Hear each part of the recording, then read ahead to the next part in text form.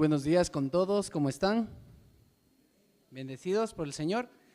Vamos a dar en este tiempo, ¿verdad?, inicio a nuestro estudio de la exposición bíblica del Catecismo Bautista a modo de preguntas y respuestas. Pero antes de empezar vamos a orar, así es que le invito a que podamos ponernos en pie y así podemos empezar.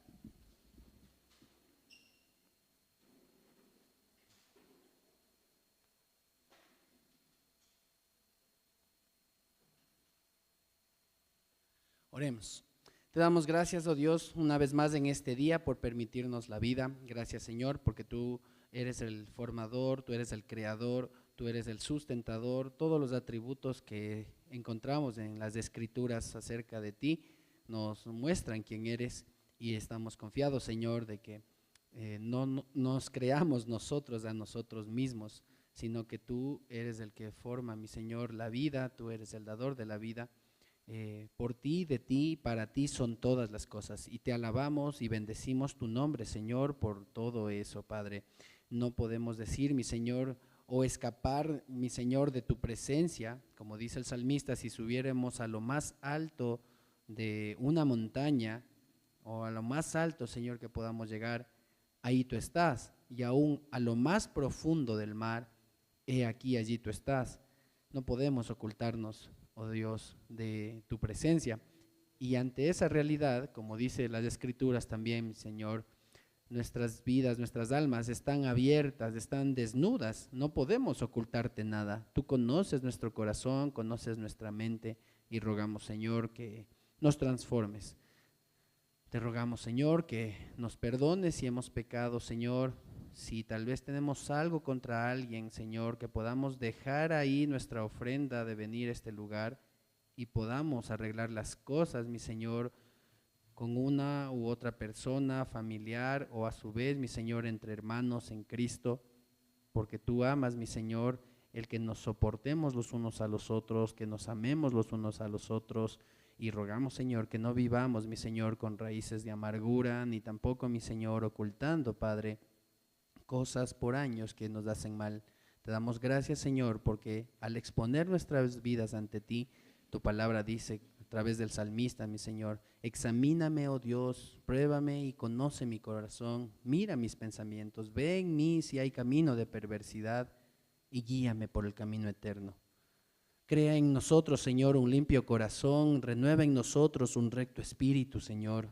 Te necesitamos, oh Dios, y necesitamos que tu palabra, oh Dios, que es la palabra profética más segura, haga eco en nuestras vidas. Que tu Santo Espíritu obre de tal manera que afirme nuestro corazón con esta gracia, no con palabras livianas, no con fábulas, no con palabras suaves, mi Señor, de vana sabiduría, sino con tu palabra para poder entender a Cristo, a este crucificado, resucitado, glorificado, oh Dios, como nuestro Salvador. Gracias, Padre, por reunirnos en este lugar. En el nombre de Cristo Jesús. Amén. Muy bien, tomamos asiento y vamos a continuar el estudio de el Catecismo Bautista a modo de preguntas y respuestas. Solamente para recalcar el énfasis de esta exposición, ¿quién me va a ayudar arriba? ¿David o Isaac? ¿David? Listo, entonces vamos a dar a Carlitos la siguiente. Entonces ahí tenemos, ¿verdad? Una breve énfasis, como les había mencionado la anterior vez que me paré acá. Este catecismo o las enseñanzas de la doctrina que se han dado por varios años tienen el único objetivo de darnos la motivación a nosotros como padres, la responsabilidad bíblica que se le dio aún a través de los tiempos al pueblo de Israel. Si vamos allí nada más a Génesis 18, vamos a Génesis 18. Acuérdense de estos textos bastante enfáticos acerca de la enseñanza.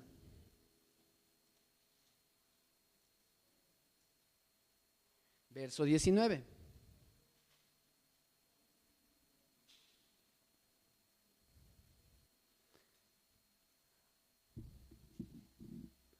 Dios elige a Abraham, ¿se acuerdan? Uno de los patriarcas allí, para llevar, ¿verdad?, toda la promesa del pacto de Dios para con los hombres. Y dice, ¿no? En cuestión de los planes de Dios, dice, y los varones se levantaron, verso 16, y miraron hacia Sodoma, y Abraham iba con ellos acompañándolos. Y Jehová dijo, ¿encubriré yo a Abraham lo que voy a hacer? Es decir, ¿tendré secretos con Abraham? La respuesta inmediata hasta ahí es, no, no voy a tener secretos con Abraham, dice Dios. Continuemos, verso 18.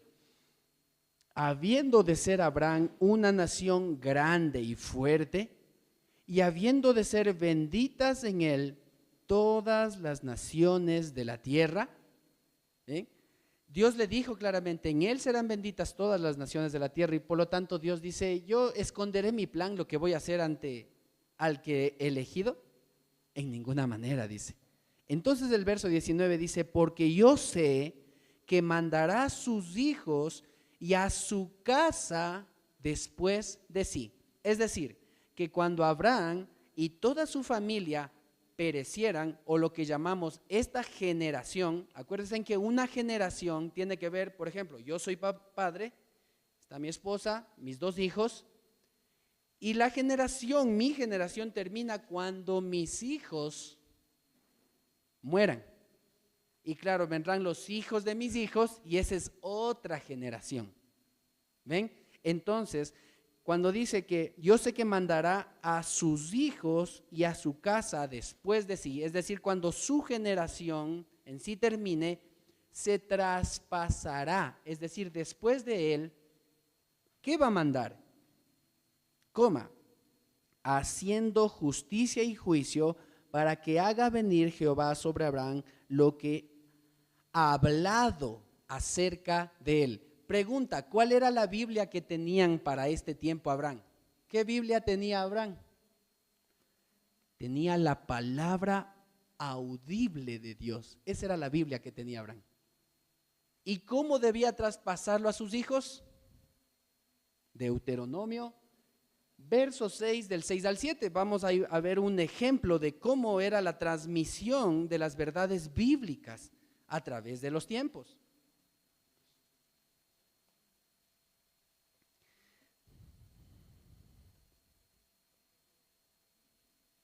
Una verdad importante dentro del contexto inmediato, Deuteronomio capítulo 6, del 4 y el 5 va a hablar sobre el gran mandamiento de amar a Dios sobre todas las cosas, ¿sí? Solamente en Cristo podemos amar a Dios, porque Él es el amado. Entonces, entendiendo que Cristo ha transformado nuestras vidas, dice, y estas palabras, versículo 6, que yo te mando hoy, estarán sobre tu corazón. Y aquí está, y las repetirás. ¿Qué tenía que hacer Abraham con las siguientes generaciones? Tengan hijos, ahí está la Biblia, les dejo ahí en el escritorio, por favor lean. No tenían, ¿verdad? ¿Qué tenían? El habla. Las repetirás, verso 6, a tus hijos. Hablarás de ellas cuando estés en tu casa. Hablarás de ellas andando en el camino. Hablarás de ella al acostarte. Hablarás de ella cuando te levantes. Verso 8, y las atarás como una señal en tu mano y estarán como frontales entre tus ojos. Las escribirás en los postes de tu casa y en tus puertas. Pero qué interesante, ¿no? ¿Cuántos de nosotros tenemos un versículo por lo menos pegado en la casa? Lo tenemos, ¿no es cierto? Pero qué más profundo es que ese versículo usted lo repita estando ahí cuando va a comer, cuando va a salir, cuando se va a acostar, cuando le va a levantar, cuando se va a levantar. Entonces usted se memoriza, la repite, la repite, la repite. Eso es lo que hemos estado haciendo con énfasis, solo para empezar estos 5 minutos que me he tomado ahora. Pero recordemos de toda la exposición de Bedon, dale más adelante, Carlitos. Ahí tenemos nosotros lo que hemos visto, ¿sí? Si nosotros recordamos de toda esta obra, Dale un clic. Arriba. Esperemos ahí que se pase la diapositiva. Un clic, clic, clic. Eso, ahí está. Ahí tenemos la estructura de la obra. Este libro se divide en 3 partes. La primera parte la hemos visto, los principios básicos de la fe, ¿sí? No sé si alguien puede ayudarme con la luz arriba. Cami, ¿puedes ayudarme con la luz para que se vea mejor? Los principios básicos de la fe, de la pregunta 1 a la 6. Estamos hoy por hoy en la segunda parte de este libro, que tiene que ver con lo que el creyente debe saber de Dios, ¿sí? Y esto se lo ha abordado desde la pregunta 7 a la 43 y nos queda la tercera parte que lo veremos, si Dios lo permite, lo que el creyente debe hacer o lo que Dios demanda del hombre desde la pregunta 44 a la 114. Vamos adelante ahí, Carlitos. Entonces, estando en la segunda parte de lo que el creyente debe saber de Dios, ¿sí? Creo que está lenta arriba la compu. Vamos a esperar un ratito ya a que cambiemos. Muy bien, hemos visto desde la 7 a la 43 que tratan sobre los principios de la religión cristiana.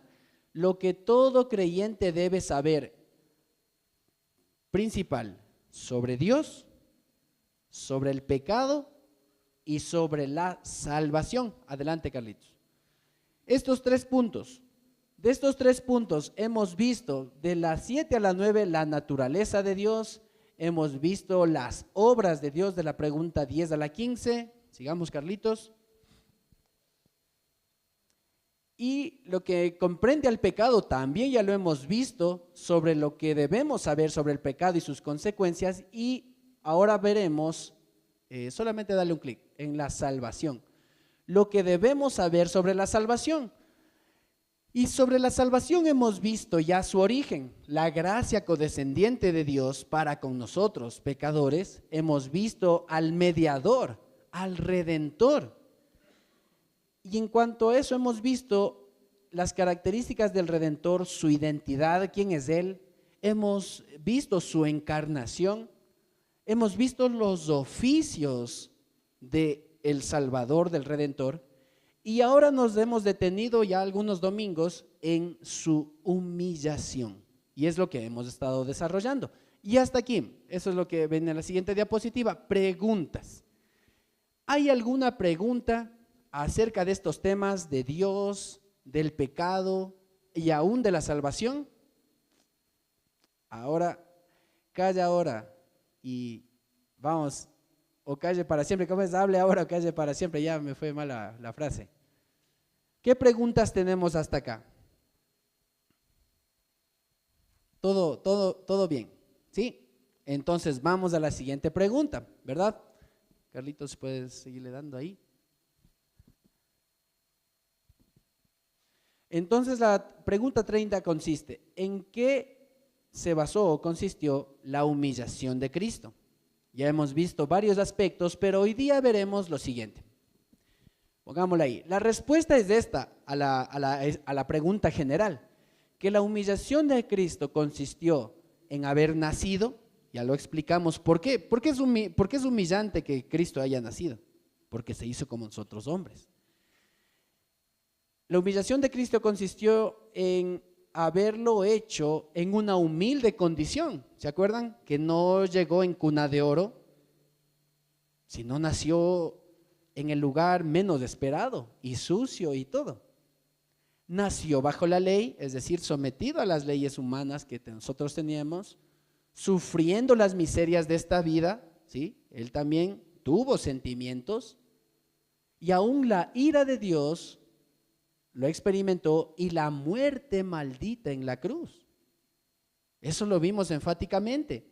Él sufrió lo que nosotros, lo que dice el texto, el justo sufrió por los injustos para llevarnos a Dios.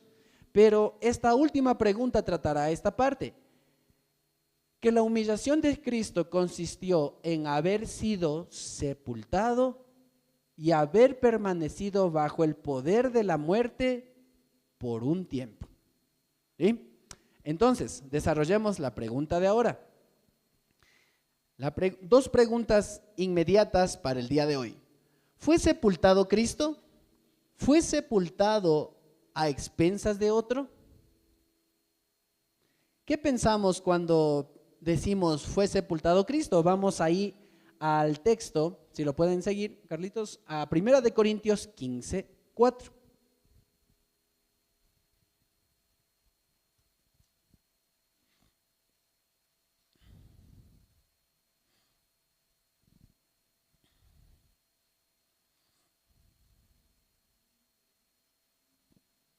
Vamos a leerlo desde el verso 3.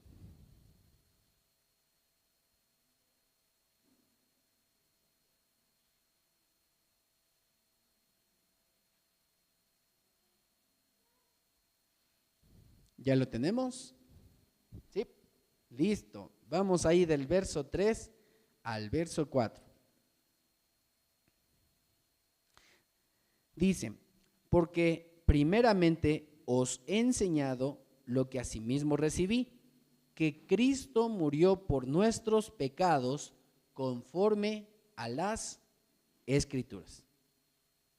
Verso 4, y que fue sepultado. Ahí está lo que estamos viendo. Y que resucitó al tercer día conforme a las Escrituras.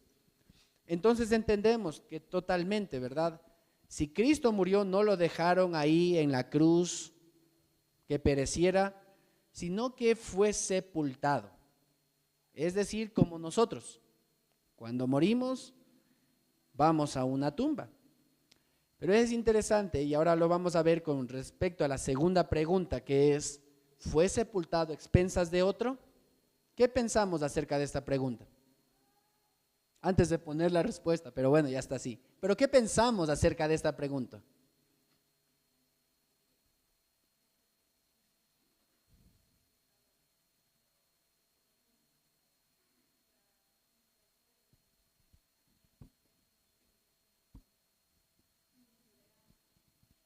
Ya, o sea, tiene que ver con el efecto de la salvación en nosotros, a expensas de otro. Bueno, la pregunta está enfocada, ¿cómo es a expensas de otro? Vamos a verlo ahí en Mateo 27, para poderlo entender de mejor manera. Mateo 27.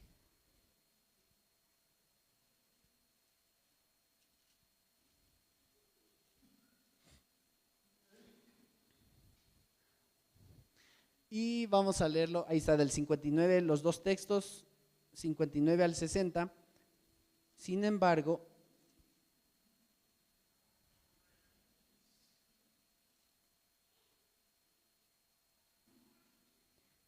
ya lo tenemos, 27, del 59 al 60. Ya.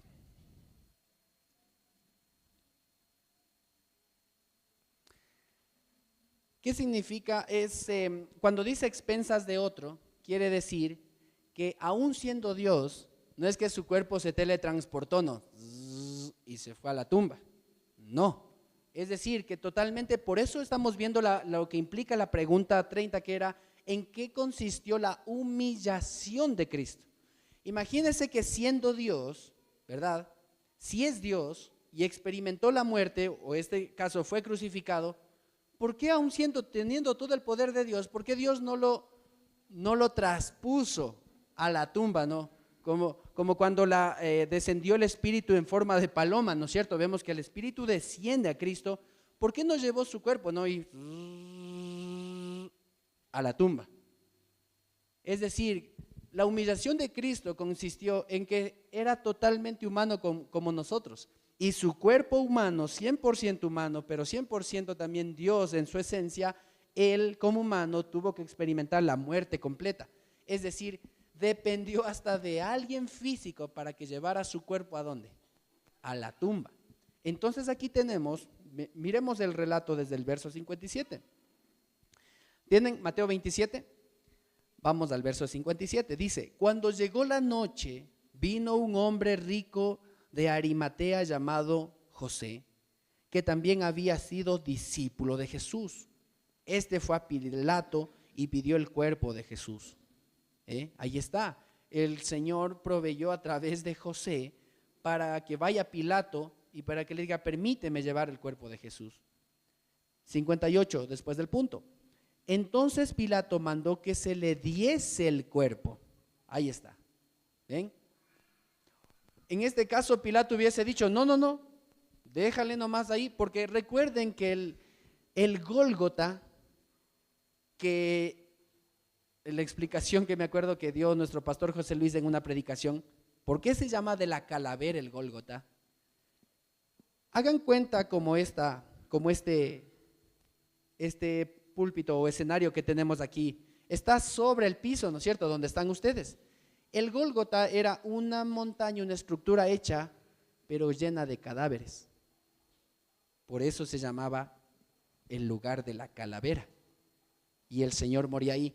Eso quiere decir que si un crucificado estaba en el Gólgota, simplemente se quedaba en ese mismo lugar, a seguir siendo parte de ese montículo de cadáveres que ya habían sido puestos anteriormente. ¿Se dan cuenta? Pilato le hubiera dicho, no, ¿para qué te vas a llevarlo? Ya está en el Gólgota, o sea, ya está en el lugar de la calavera, ya está ahí, listo. Falleció, se quedó, ahí se queda. Pero ¿qué es lo que pasa? A través de José va a Pilato y dice, entonces Pilato mandó que se le diese el cuerpo. Ahí está, el cuerpo material del Señor. Versículo 59. Y tomando José el cuerpo, lo envolvió en una sábana limpia. Verso 60. Y lo puso en su sepulcro nuevo. Hasta aquí un paréntesis también. La humillación de Cristo constó en que dependieran de alguien hasta para que llevara su cuerpo, ¿verdad? Y lo pusiera en unas sábanas limpias y lo llevara en una tumba. Pero es interesante porque todo lo que Israel esperaba del rey todopoderoso para que derrotara al imperio romano en ese tiempo, el Señor Jesús no tenía ni una casa, ni una cama para recostar su cabeza. No tenía ni un sepulcro él para que lo enterraran. ¿Ven? Entonces, este sepulcro nuevo, que no había sido ocupado por ninguno y era propiedad de José, versículo 60 dice que había labrado en una peña este sepulcro nuevo, y después de hacer rodar una gran piedra a la entrada del sepulcro, se fue.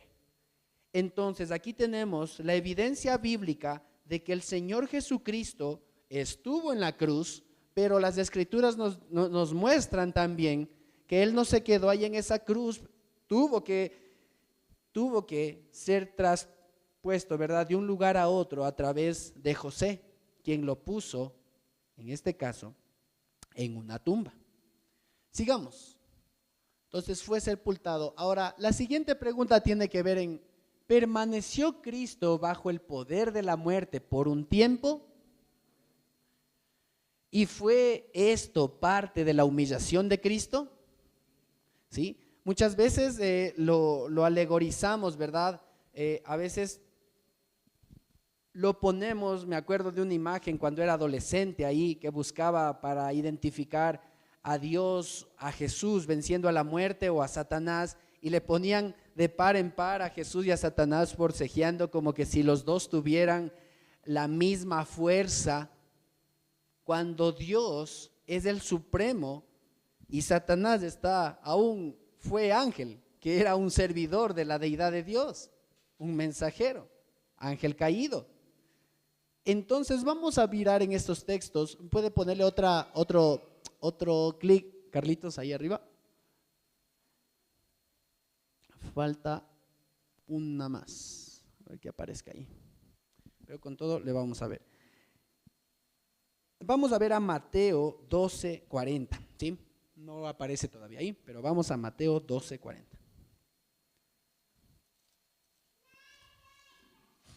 Y miren lo que dice allí. Unas hojitas más atrás.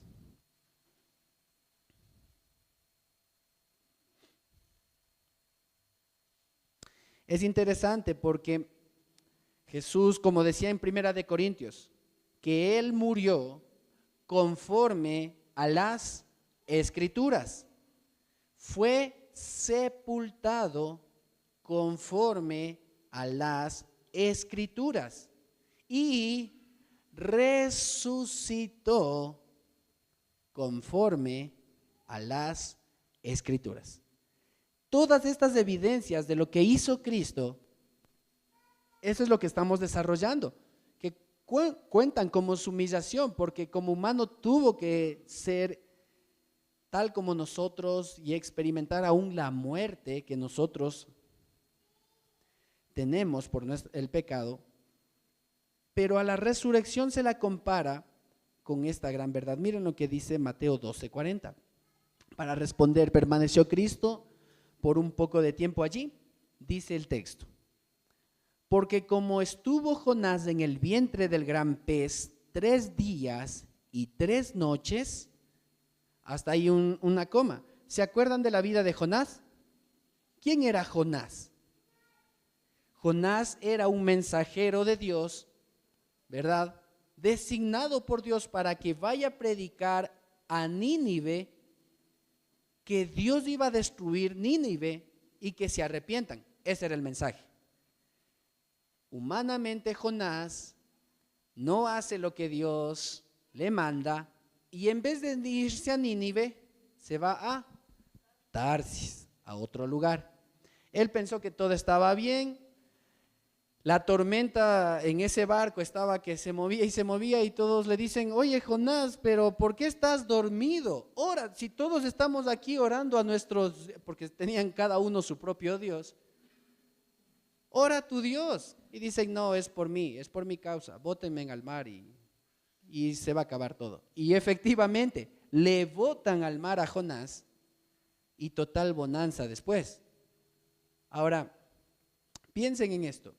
Jonás está siendo, ¿verdad?, puesto en el mar y él dijo: se acabó todo, listo, yo no quería que los ninivitas se salven. ¿Y qué manda el Señor?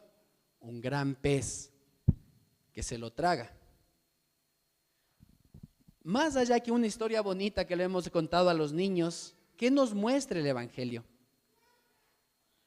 Que eso, lo que le pasó a Jonás, era lo que Cristo iba a experimentar. Iba a estar en la profundidad, en los tiempos de Jonás, que como no había Facebook ni nada para que se comuniquen, no le mandaron a Jonás con un walkie-talkie ahí para que digan: estoy bien después, ¿no? Los de ese barco, ¿qué creyeron de Jonás? Se murió. Le botamos al mar y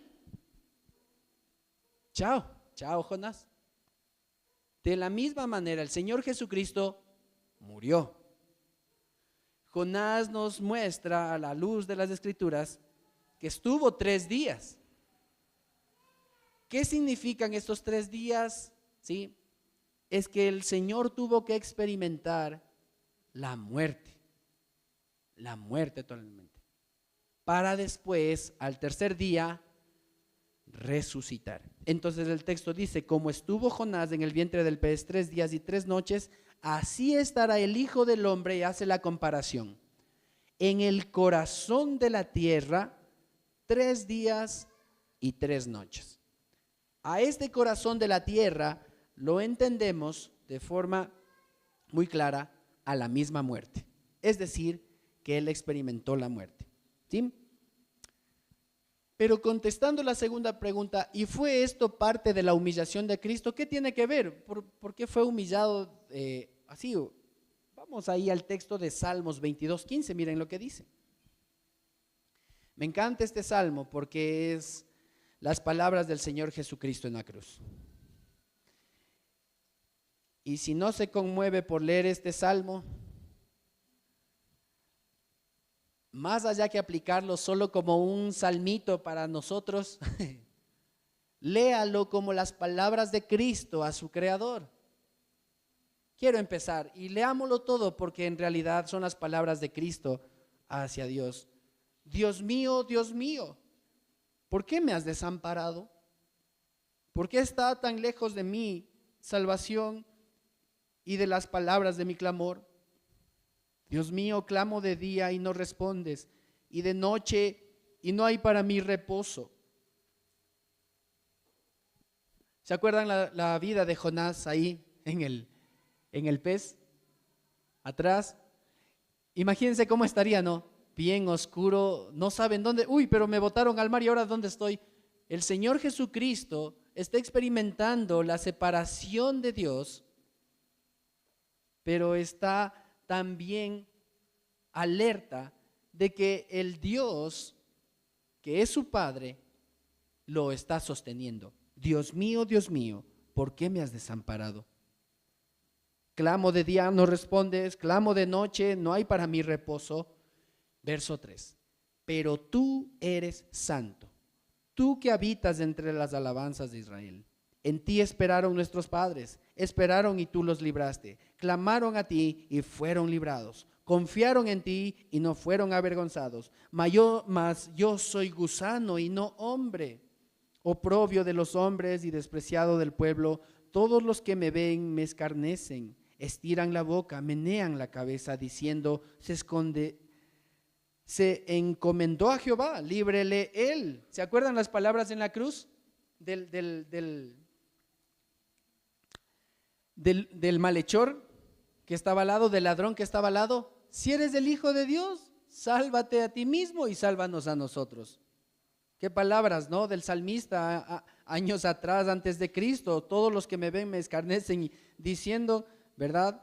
Menea la cabeza diciendo, se encomendó a Jehová, líbrele él, sálvele, puesto que él se complacía.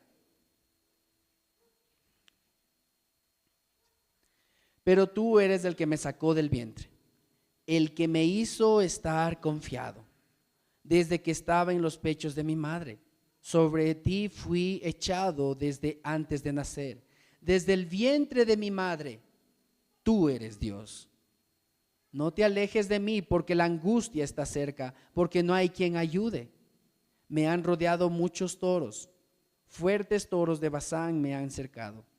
Abrieron sobre mí su boca, como león rapaz y rugiente.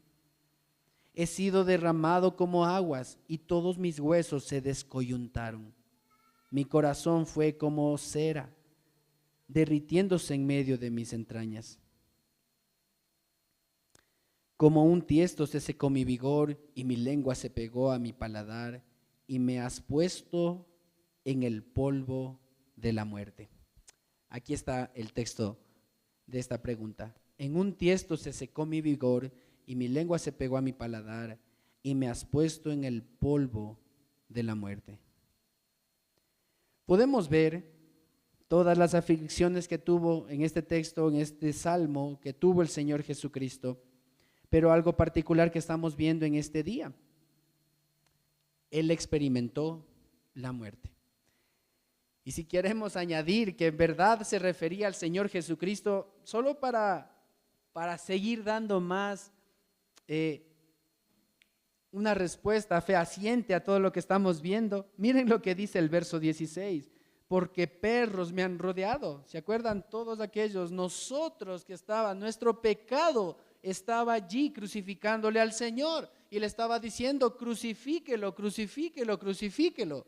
Tal vez no habíamos nacido nosotros, pero nuestro pecado, mis hermanos, estaba en ese momento en el Gólgota diciéndole al Señor, crucifícalo. Me ha acercado cuadrillas de malignos. Y aquí está, horadaron mis manos y mis pies. ¿A quién le hicieron eso? Al Señor Jesucristo.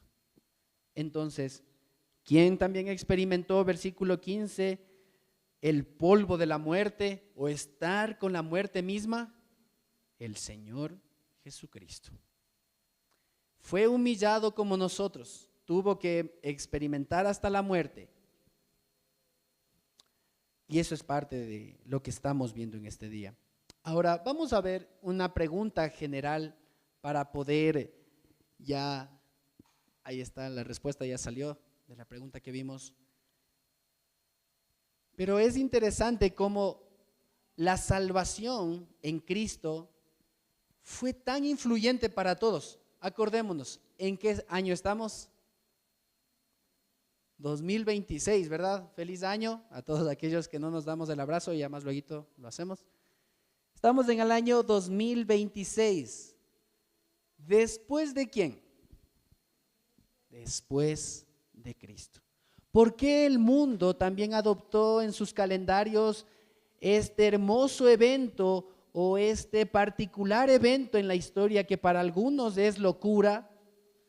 Pero ¿por qué adoptamos que estamos en el año 2026 después de Cristo y antes de Cristo? ¿Por qué se tomó a Cristo como el referente para la historia, para contar los días de las generaciones antiguas y las generaciones vívidas que estamos viendo y ahora? ¿Por qué? Porque es el Hijo de Dios. Entonces, tanto creyentes como no creyentes tienen una responsabilidad grande ante este hecho. Y no quiero llevarles solo a que piensen en Cristo en Semana Santa. Cuando usted se acuerde del año en que esté, cuando usted vea su calendario, acuérdese de Cristo. Mañana, ¿qué fecha es? 19 de enero del 2026. Pero póngale algo más. Después de Cristo. Entonces, ¿deberían los sufrimientos de Cristo hacer temblar a los pecadores?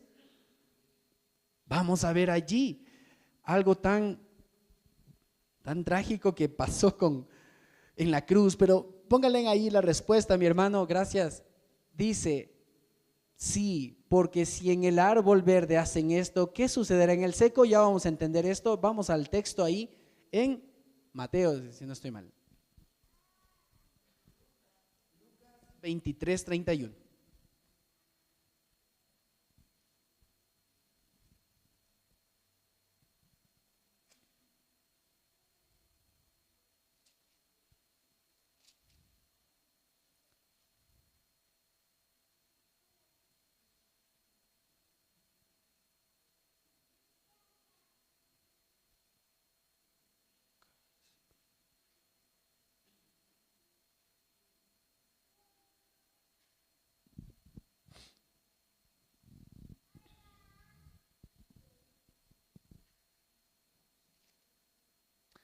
¿Ya lo tenemos?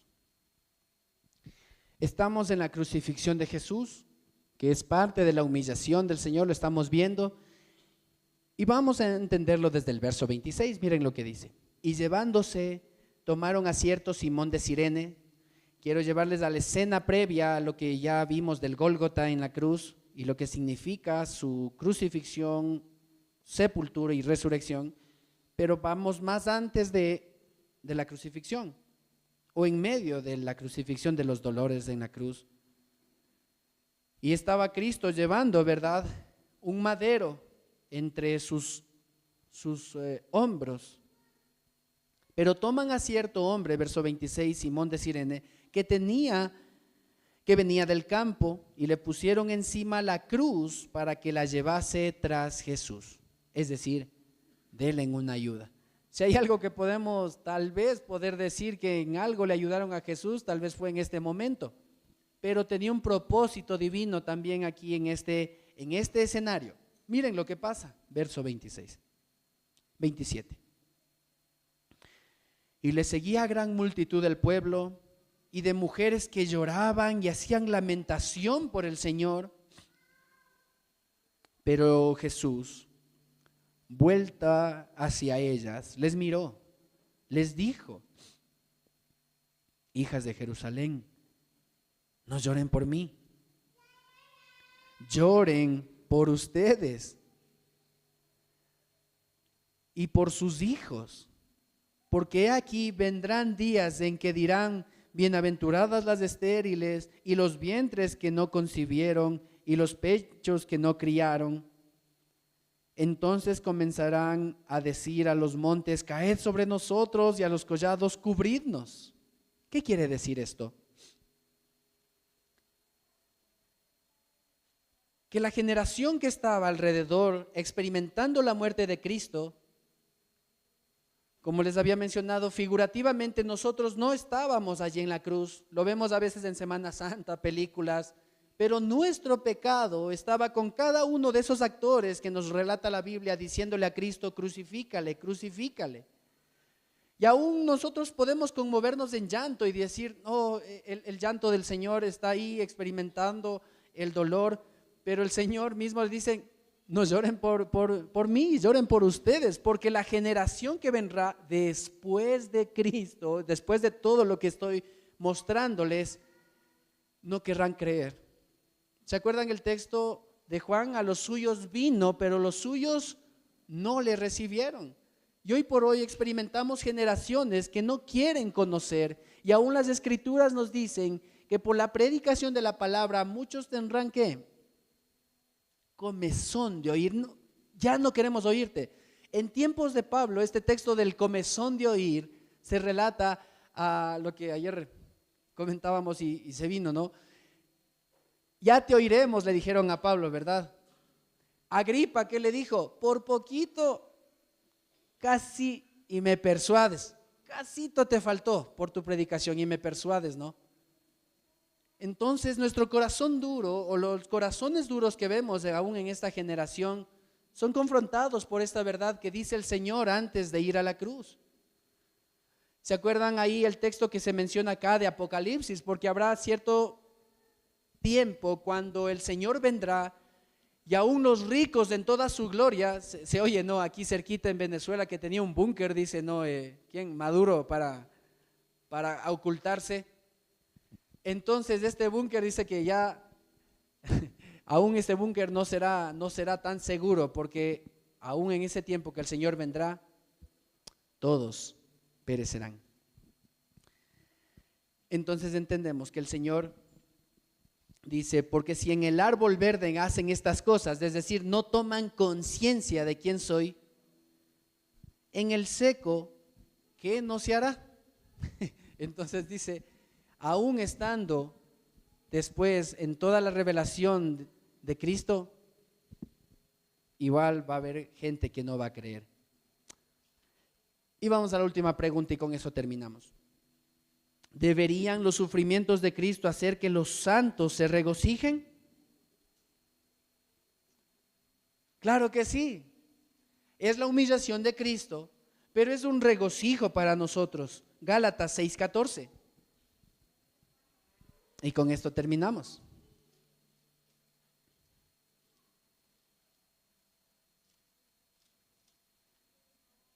Gálatas 6:14. Y puede ponerse en pie ya para poder leer este último verso.